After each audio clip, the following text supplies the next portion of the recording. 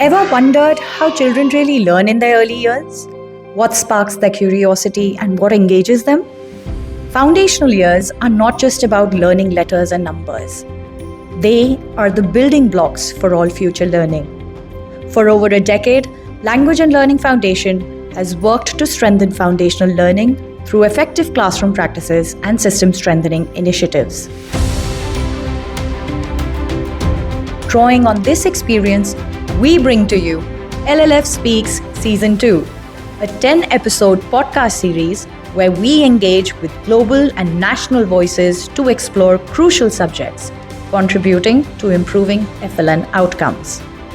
Stay tuned to deep dive on how to do FLN, conversations on building foundational learning at scale.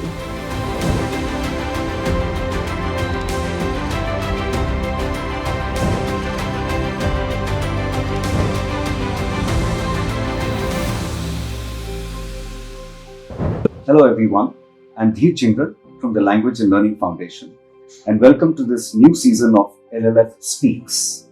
Millions of children in India today complete primary school without being able to read with understanding and do basic mathematical operations.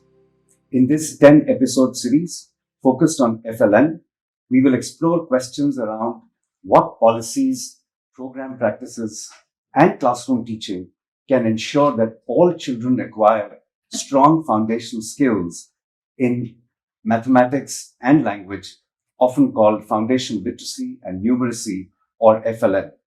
We're really fortunate today to have Dr. Benjamin Piper with us for this episode.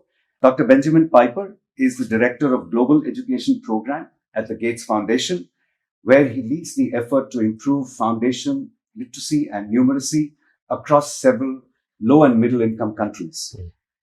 Prior to this, he was at RTI for several years, helping design and implement Kenya's national literacy program called Tusome. His work on structured pedagogy and sustained teacher support helped improve learning of 6 million children.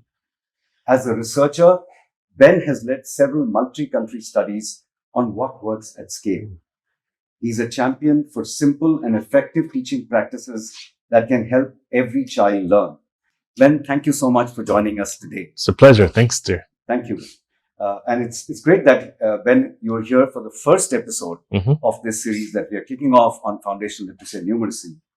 So to kick this off, I want to ask you, you have a great global overview of the foundational learning situation across a large number of countries. What does global foundational learning crisis look like today? And why do you think foundational learning should be a global and national priority?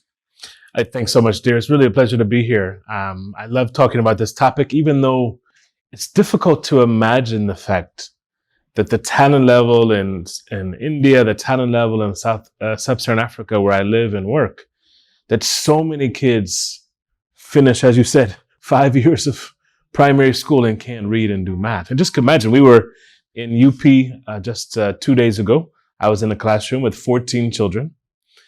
And what does it practically mean when the statistic says 70% of children haven't reached these basic skills? Because that's the average, overall average globally in low and middle income countries. It's 70%. India's a little bit better, but still let's use 70%. That means in that classroom with 14 children, a full 8 of them, 9 of them will leave primary school not able to read. And I just was sitting in that classroom, and of course, I'm a technical expert, so I'm revising the specific things in the lesson and looking at the workbooks. But you also think about those individual children, that somehow 9 of them will leave primary school without being able to read and do math. Now, not in that classroom, dear, because actually the teacher was doing quite well, and it's clear that the kids could read and do math. But what does it mean when you have 70% and 9 in that classroom who can't read or do math? It means that the talent level, the brains of those 9 children are strong and smart and talented, but because of the poor instruction or lack of materials, those kids wouldn't reach those basic skills. And dear, you know what that means? That means that there are doctors, there are entrepreneurs, there are coders, there are the new wave of AI developers who are on that side of the classroom, the 9 of them. Brain-wise, talent-wise, they could do it, but because of the lack of skills that the system provides them, they won't. So it affects them because their brain is a doctor brain, but they won't have that opportunity. But it also affects the country and the globe because the economic contribution they could make. And for all of those kids, all the 14 in that classroom, eventually they're going to be mothers and fathers. And if they have had an effective education system, they will make better choices for the health outcomes for their children. They'll make better choices and invest in education for themselves and their future. That's one way to think about it. The other way, Dhir, is that there have been, I'm a researcher, right? So there have been longitudinal studies that look at kids, this is a study from Indonesia, that look at kids who learn foundational literacy effectively, not a great classroom, but effectively, and those in the same schools and areas who didn't. And the results showed that over a lifetime, so this study was almost 20 years ago, is when the initial assessment happened. 20 years later, those kids who got basic skills, not a fancy program, but got basic skills, their economic salaries, their income was a full 4% higher on average. So what it seems like a small thing of just these grade 2 children and whether they can read or write, it affects those doctors and entrepreneurs, but it also affects their income and affects the economic growth of the country.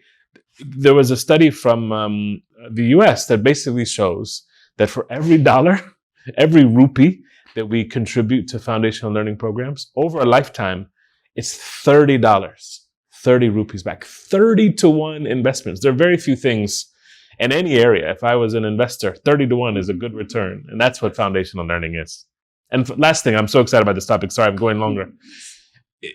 It's a fixable problem. You know, there's some problems in education that I don't know what to do. It's too complicated. This one is fixable. The children are capable. What they need is a teacher equipped with the best materials, and the best materials are things that LLF has been developing for many years, getting those materials in the hands of kids, getting the structured pedagogy system to work down from the state to the district to the block. It is a fixable problem with the right investment. So unlike other things where I don't know what we're going to do, for FLN, we know what to do. It's possible, and it's possible now. That's a great perspective, Ben. You painted this picture, which was, the wide ramifications of what FLN can do, and if not done well, what are the huge implications. Right. Thank you so much.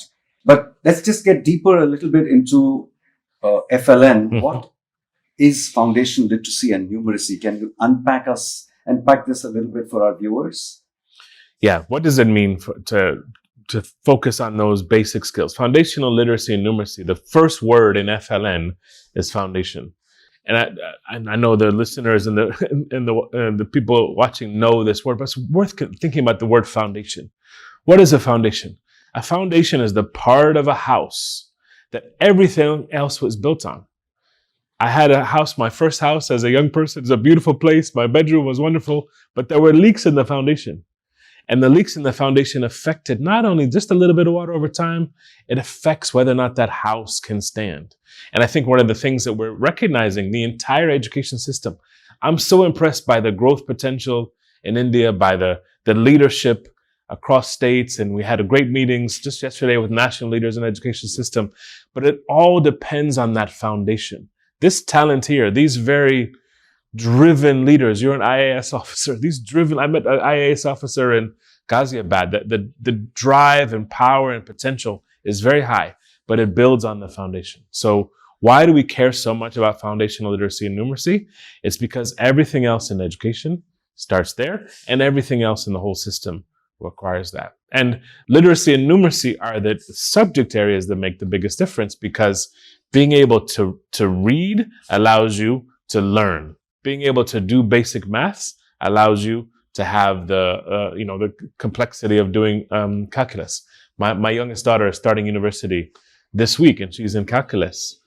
And she's doing well in calculus because there was a tutor at home, me, who made sure that she had these basic numeracy skills from the beginning. Not just doing addition facts and multiplication timetables, but understanding number sense of how these numbers work together. Understanding, Dhir, that 7 plus 5 is 12. Everyone knows that can memorize the fact. But the brain for a young person needs to see 7 plus 5 as 7 plus 3, which gets you to 10 plus 2.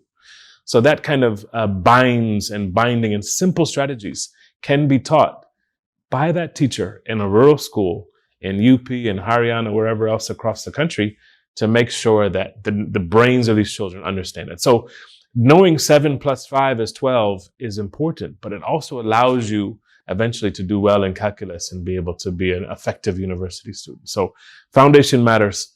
Literacy obviously matters. I think one of the things that's wonderful about Indian society is the combination of poetry and knowledge and being able to have those skills. Yes, I want them to be able to read so they can get their basic 4th grade content, but I want them to be a poet. I want them to be able to be creative. And so foundational literacy and numeracy, to me, is a fundamental part of what the sector needs. And, I'm really proud to work at an organization, the Gates Foundation, which has decided that based on the evidence and all the things that we could focus on in education, the only thing we do is help countries, help leaders, help innovators who are worried about solving this problem because of how much of an impact it can make to the whole rest of the education system and society. That's great. And it's great that the Gates Foundation is focused on this issue, which you said is solvable. Yes. It can be fixed. And I think it is moving countries towards trying to make this a mission and ensuring that there is learning improvement at the foundational stage. You did mention foundation should be strong, but can you just elaborate on why is it so important to get FLN right very early in the early grades? Yes. So I'm really fascinated by this area of research called neuroscience, which is basically understanding how brains work. And one of the things that happens over time, your brain changes, and the plasticity of the brain is better when they're young. So the skills that they could pick up when they're 6 or 7 or 8, it's easier for them to learn than when they're 15 or 16 or 17. Just think about me and languages. I learned my one language, English, when I was young. I unfortunately grew up in a country where they didn't teach a lot of languages, and now I find languages quite difficult to learn, as opposed to my children who grew up in a multilingual society with the same DNA, because they're my children. They can pick up languages relatively quickly because they learn them early. So that neuroscience shows you that it's early learning matters, and the kind of natural skills that kids have when they're young makes it easy. Now, I should say that evidence shows across the world that kids will learn language themselves. If you just sit in a community and you're part of a family, you will learn to speak that language, but you won't learn reading. Right. You have to be taught reading. You have to be explicitly taught how these symbols come together to make words and what the meaning of those words are.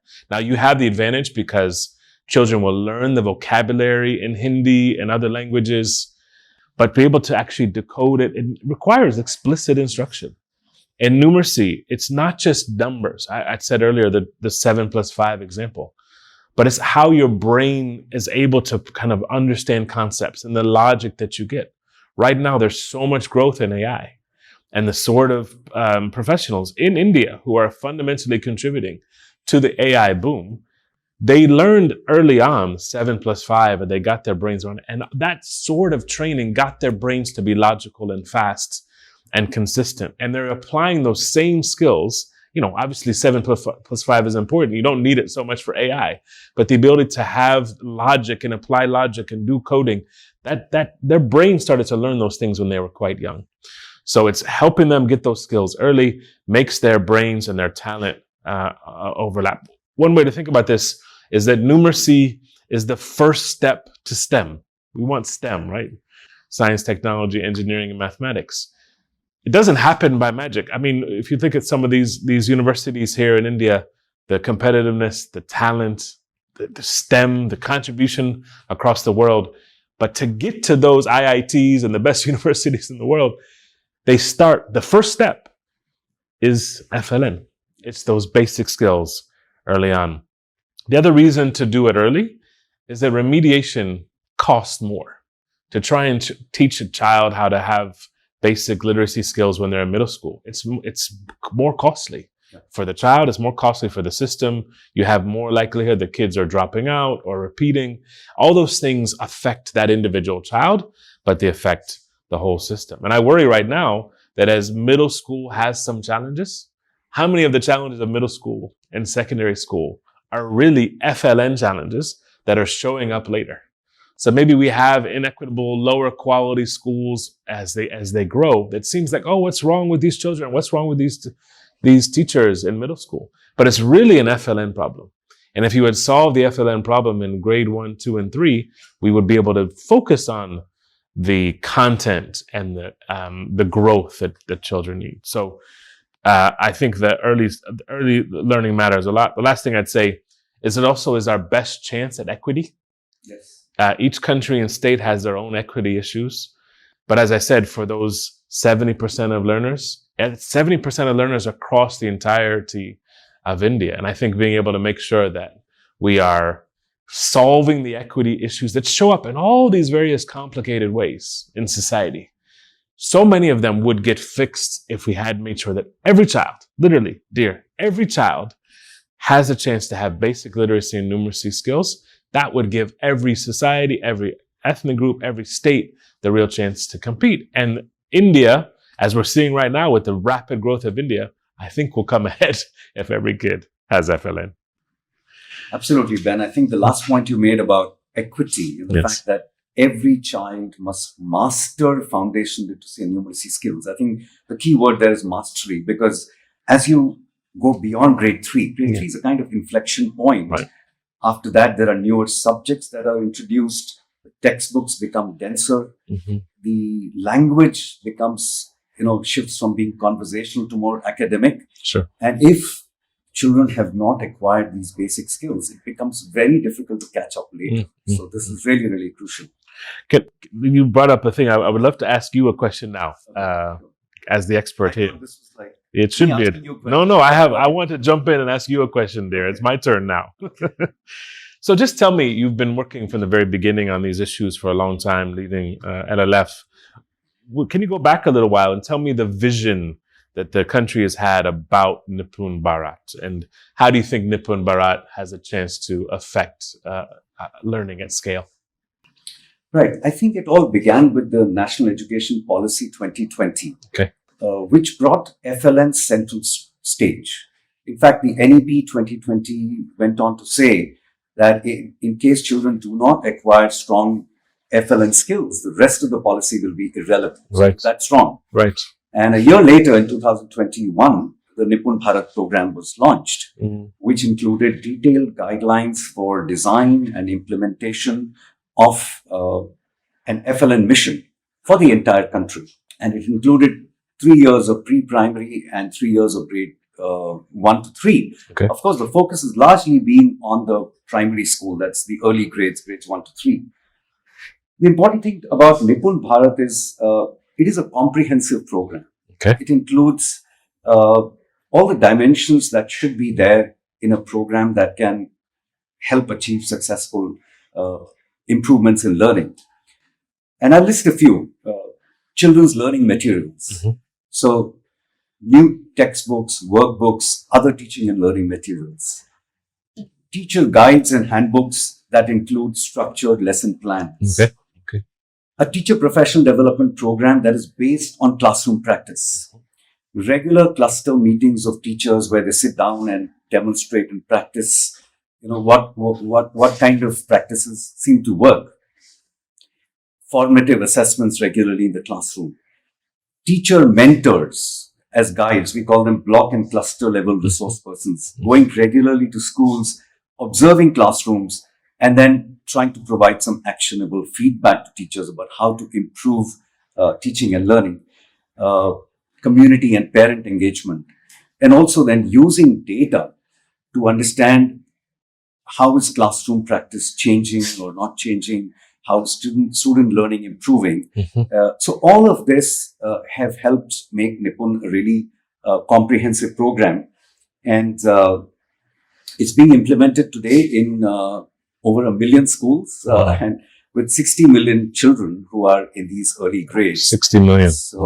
So it's that's a country in and of itself. So I think both the scale and the comprehensiveness of Nipun Bharat are really something that. Well, as you said earlier, I've been interested in this issue of FLN for a while, and I've studied structured pedagogy programs in several countries. And I think the elements that you laid out that Nipun Bharat includes are kind of the core ones. And I think what's great about it, what I've seen, is the kind of focus on this from the government all the way down the system. And which brings me to my next question for you, if you don't mind.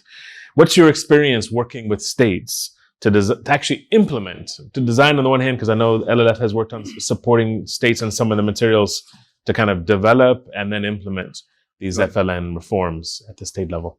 Right. So, Language and Learning Foundation is very system focused, as you know, working in collaboration with state governments and really supporting the state governments to implement large-scale, system-wide, strong programs. Okay. And our work on technical support to the state government is not just about program delivery, it's program design, some demonstration projects, and also system reform and system change and system strengthening. We work in collaboration with other nonprofits as well as a part of the ecosystem. Overall, I would say in the last 5 years, there's been extensive mobilization in the country on changing classroom practices and the need to ensure student learning. That's something which is very well established throughout the country. If I was to say what changes can be seen, of course, it's mixed. The results are mixed. Okay. I would say that a structured approach to teaching practice, a kind of daily planning for the lesson, that's taking root. Right. Some formative assessments are happening. Children have begun to use workbooks for their regular practice for literacy and numeracy. Monthly cluster meetings of teachers, which used to be largely around administrative issues, now include an academic focus around FLN. That's something which is beginning to happen. Teacher mentors, as I mentioned, go to schools regularly, follow up protocol. In terms of feedback, there are gaps, but this is happening. And at the system level, there is a lot of data that's coming in about what's happening in the classrooms. I mean, still, I think there's a gap in terms of how the data is used to improve practice. But in our work with 8 state governments, we find that some of these components are taking root and seem to be things that will be sustained. Okay. This is about India. Yes. And I know you've appreciated Nipun Bharat and you think there are strong good things happening. But you've been a part of or involved with several programs in low and middle income countries. Yes. Can you share with us, for our viewers, some learning from those programs that you would like us to understand and could be some lessons for India's own large-scale FLN mission? Sure. Well, first of all, it's worth noting why I'm here this week. Right. So, I mean, I come to India as much as we can. We have great partners here. I love going to classrooms myself. But the actual reason I'm here for this visit is I'm part of a global coalition for foundational learning. So these are the global directors of education for several large organizations that are interested in education, including the World Bank, UNICEF, the FCDO, which are the British education organization. So we're here this week because there are some evidence that the package that you mentioned that's it's happening in India is not only happening in paper, it's happening in practice. And there's some green shoots of impact. When we see the ASA results that came out in late 2024, it's the magnitude of those improvements are pretty substantial, particularly as you consider the reduction in the gap between the government schools and the private schools, that the 2024 results are the best, I think, for numeracy, the best ever, and for literacy are the best in a long time, and catching up ahead of COVID. So we're here in India because there's positive progress, as you said, this kind of green shoots. And what we saw this week with my partner organizations is in the classroom level. We actually saw myself, a teacher who's teaching the numeracy lesson, but on the side, I pulled out the workbooks in Hindi. And I can't read Hindi, but I can see that every page of those workbooks had been marked by the students, which is great, but also feedback given by the teacher. And the level of feedback given by the teacher of correcting the Hindi writing was pretty substantial compared. And again, I've seen this in many countries all over the world.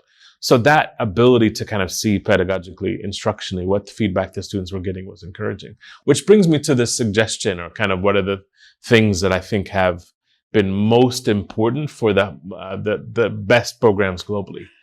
There was a study that looked at the most effective large-scale programs in the world. And to summarize the findings, they had two things in common. Number one, the classroom instruction, as you said, the structured pedagogy package, the utilization of the teacher's guides every day, the students having time to practice in the workbook was happening every day. So that kind of classroom level implementation was high. And that only happens, dear, if the teachers see that the program is effective and it's easy to use. So that's number one. And then number two is the real heartfelt buy-in and leadership from government.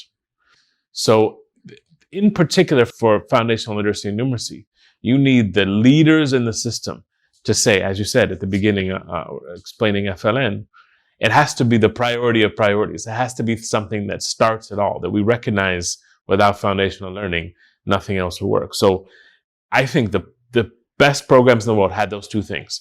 A strong emphasis on the classroom implementation, where that teacher knew what to do and had enough technical material support, as well as instructional feedback from the mentor cadre and the resource persons. But at the same time, there was guidance and leadership from the center.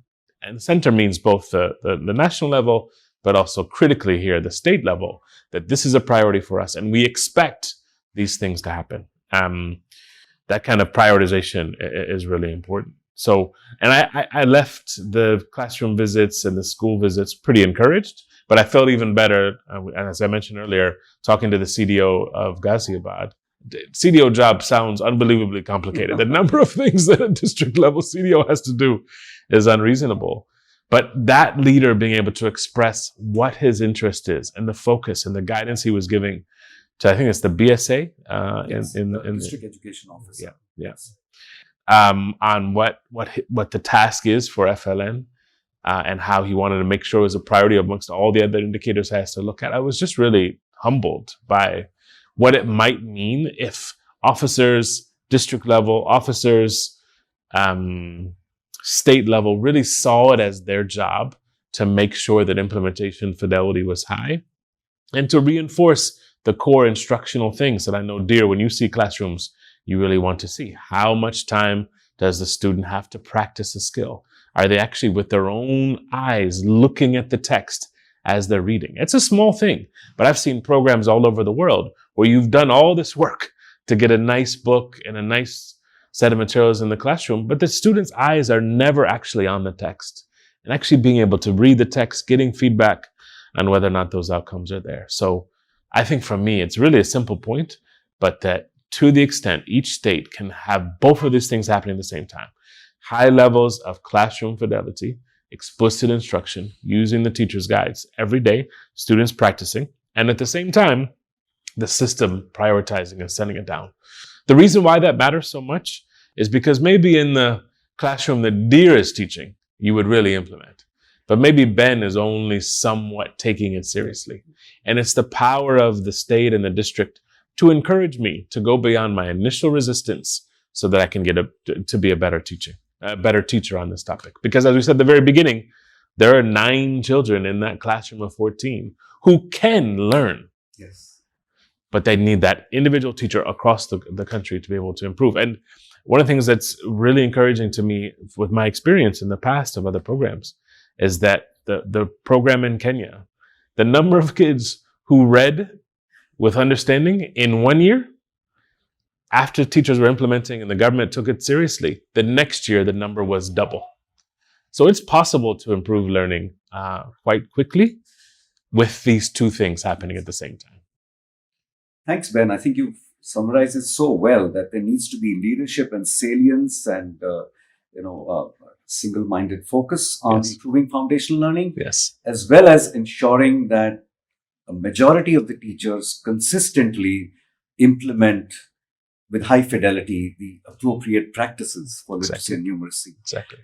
The Indian education system has got several layers, from state, national, state, district, block, cluster. Yes. So it's important that everyone has a shared vision of what should change in each classroom. That's it. And that Exactly. vision is shared, communicated, messaged, as you said, in the government system consistently for that change to come about. And in a simple manner. Again, I work in sub-Saharan Africa, and it's funny that given the scale of work it's happening in India, there are many states which are bigger than countries. And in fact, there are some districts that are bigger than countries. So I understand the complexity of what needs to happen. Yeah. But it's the ability of all this complexity and all this research evidence-based thing that LLF and other partners are doing and the states are leading. It needs to feel simple on the ground.